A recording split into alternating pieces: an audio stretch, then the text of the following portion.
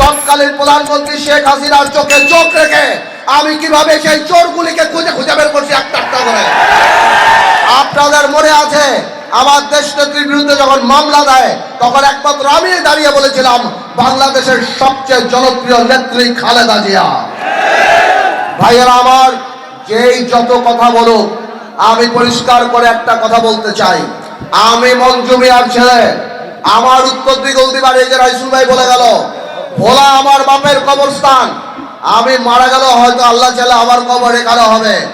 আমার বাপরে একবার বিশ্বাস করে আপনারা ঠকেন নাই, এবার আমারে বিশ্বাস করে দেখেন, ইনশাল্লাহ ঠকবেন না আপনারা। এই ভোলার উন্নয়ন ইনশাল্লাহ আমাদের হাত দিয়েই হবে। প্রত্যেকটা প্রার্থী আপনাদের কাছে একটাই কথা বলে যাবে, আমরা ভোলা বরিশাল সেতু করে দেব, বলবে আমরা মেডিকেল কলেজ করব, বলবে আমরা বিদ্যুৎ দেব, আমরা গ্যাস দেব। আমিও একই কথা বলি, কিন্তু আপনাদের মনে রাখতে হবে আপনারা বিশ্বাস করেন কোন প্রার্থীকে, সেটাই সবচেয়ে বড় কথা।